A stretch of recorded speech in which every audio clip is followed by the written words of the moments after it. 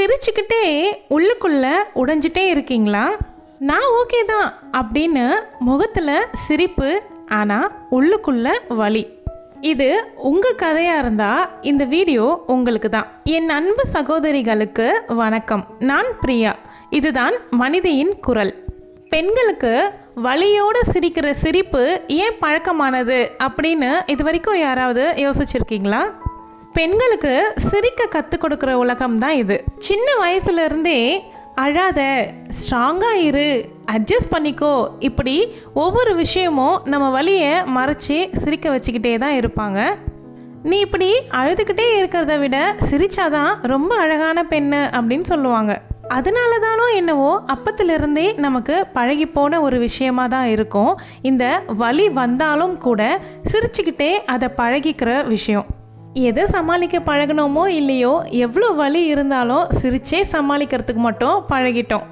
பெண்களுக்கே படைக்கப்பட்ட பட்டம் தான் என்ன அப்படின்னா, பெண்கள் எப்போவுமே ஸ்ட்ராங்குப்பா, எல்லாத்தையும் தாங்குவாங்க, எதையும் தாங்கும் இரும்பு இதயம் படைச்சவங்க அப்படின்ற ஒரு லேபிள்.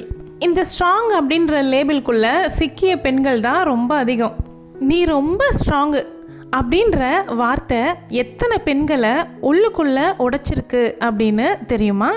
ஸ்ட்ராங் அப்படின்னு சொன்னதுக்கப்புறம் பல பெண்கள் அழறதுக்கு கூட தயங்குவாங்க. ஸ்ட்ராங்குன்ற லேபிளால் உதவி கேட்கறதுக்கு கூட உரிமை இல்லாமல் போயிடும். இந்த சமூகம் ஸ்ட்ராங்கு அப்படின்னா எல்லாத்தையும் தனியாக தாங்கிக்கணும் அப்படின்னு தான் நினச்சிட்ருக்கு. நீ ரொம்ப ஸ்ட்ராங்கு அப்படின்னு பட்டம் கட்டின பெண்களுக்குள்ளேயும் ரொம்ப மன அழுத்தமும் சோர்வும் இருக்கும். யாருக்கும் தெரியாத சோர்வு எல்லா பெண்களுக்குள்ளேயும் இருக்கும். நாள் முழுக்க வீடு, வேலை, பொறுப்பு, கணவர், குழந்தைகள்னு எல்லாத்தையும் கேரி பண்ணிவிட்டு நாள் முழுக்க உழைச்சிட்டு இரவில் அவங்க படுக்கும்பொழுது யாருக்கும் தெரியாத ஒரு மனசில் ஒரு வித கண்ணீர் அவங்களுக்குள்ளே இருந்துகிட்டே இருக்கும். என்ன அப்படின்னா, அவங்களுடைய உடல் வலி. அதை வெளிப்படுத்தினா கூட மற்றவங்க காயப்படுவாங்களோ அப்படிங்கிறதுக்காகவே உள்ளுக்குள்ளவே மறைச்சி வச்சுக்குவாங்க. தைல வாடை இல்லாமல் தூக்கமே இருக்காது. அது அவங்களுக்கு வீக்னஸ் கிடையாது, அது அவங்களுடைய தாங்க முடியாத வலி.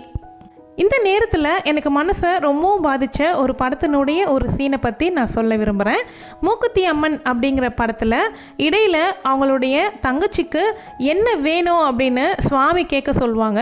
அதுக்கு ஹீரோ அவர் கேட்பார், உனக்கு என்ன வேணும் டக்குன்னு கேளு, உனக்கு என்ன வரம் வேணும் கேளு அப்படின்னு சொல்லுவார். அந்த பெண்மணிக்கு எதுவுமே கேட்க தெரியாது.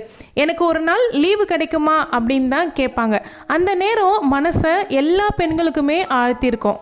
ஒரு நாளாச்சும் தைல வாடை இல்லாமல் தூங்கணும் அப்படின்னு ரொம்ப ஆசையாக இருக்குது, அதனால் எனக்கு லீவு கிடைக்குமா அப்படின்னு கேட்பாங்க பாருங்கள். ரொம்பவுமே மனசை தொட்ட ஒரு சீனாக தான் இருக்கும் அது.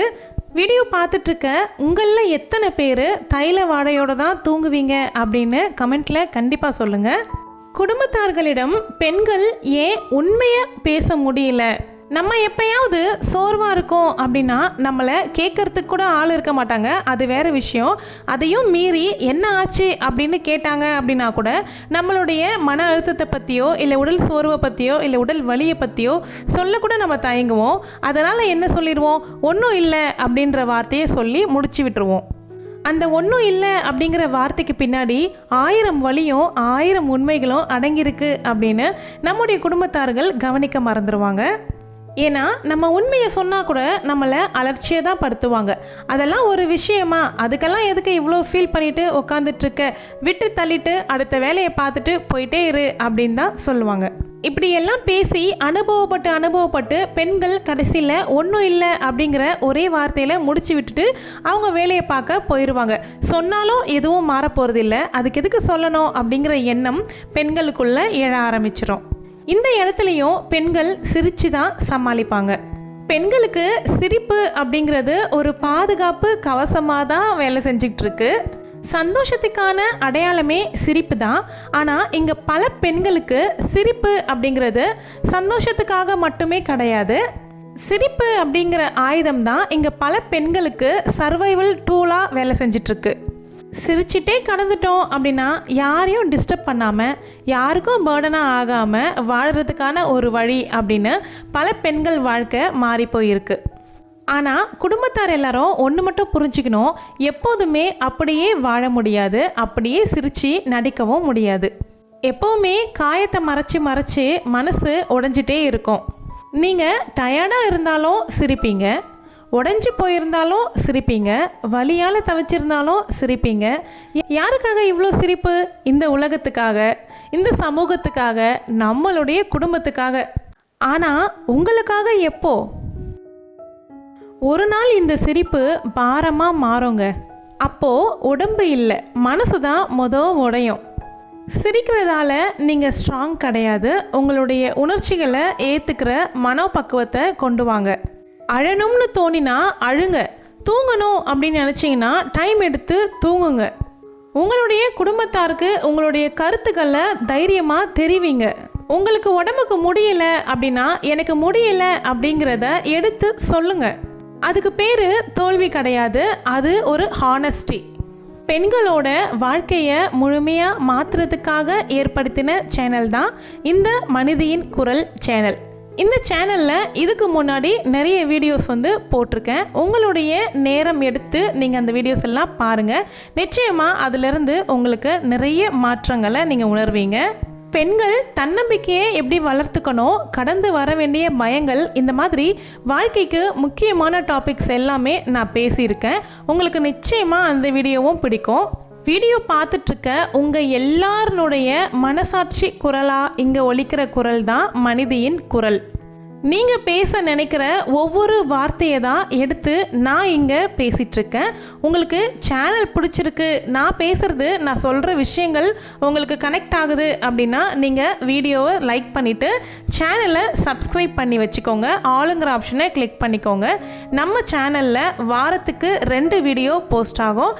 திங்கள் செவ்வாய் காலை 10:30 மணிக்கு வீடியோ கரெக்டாக வந்துடும். நீங்கள் நோட்டிஃபிகேஷன் ஆன் பண்ணிட்டீங்க அப்படின்னா நான் வீடியோ போடும்பொழுது உங்களுக்கு கரெக்டாக உங்கள் ஃபோனுக்கு சேர்ந்துடும். நீங்களும் மிஸ் பண்ணாமல் பார்க்க முடியும்.